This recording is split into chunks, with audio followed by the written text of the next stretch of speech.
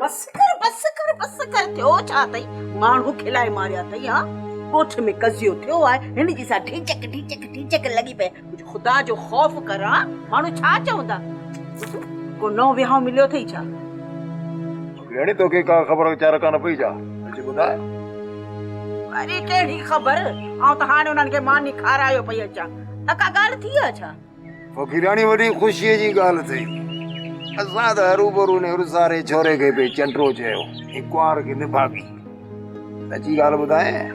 उस सवारे छोकरे जी शादी जुम्मे जे डी हुई दीदी जुम्मे वारे दी खुदा कर जुम्मे जी रात त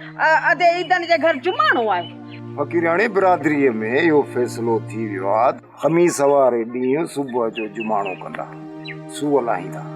जुम्मे वारे डी का विहाउ शुरू थींदो ऐं छंछर वारे डी सुबह जो गोद पाणो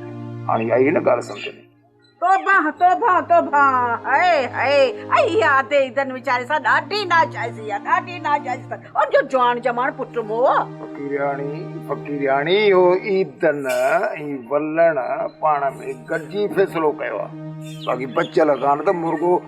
वनवा मां कुआर पे उथारी हाय ईदन बेचारो छा करे बेचारो मजबूर थी पियो तो खणी हा कई हुंदस ठीक हला वडो तोबा बराबर जाड़ो खान कंहिंजे रिठुन सां तॾे ते को न आयो लंघण जे महिल बि इहो चोरो मवालनि जे टोले सां नज़र आयो 4 पटोड़ा भत जा चटु करे जो थियो त पोइ त बाबा मूंखे नज़र ई कोन आयो मूंखे ने जाड़े खान जी कहिड़ी ख़बर आऊं त दे ईदन वारनि जे घर वयसि बाबा यो जाड़ो सुबुह साण वियो हूंदो दरगाह ते प्यालो पी मोटी ईंदो बा सचो आही इहो साईं वरेल शाह जी कचहरीअ में वेठो हूंदो उते वेठो भंग पींदो हूंदो पाणे इहो शाम जो धिका खाई मोटंदो फकीरानी इहो जेको वरेल शाह बादशाह आहे इहो को चरसई भंग पीअण वारो मुर्शिद थोरो ई आहे इहे छोरा टाटर हुन जे साम्हूं त सिगरेट जो सूटो बनाइण हणंदा हा बाकी इहे सभु कम इन खलीफ़े जा थी बाबा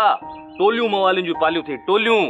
इन जाड़े के भी खराब करण में नन मवालिन जो हथा सब्सक्राइब कयो असां जो official YouTube channel Sindh TV HD drama आई वधिक अपडेट लाए बेल आइकन खे क्लिक करियो।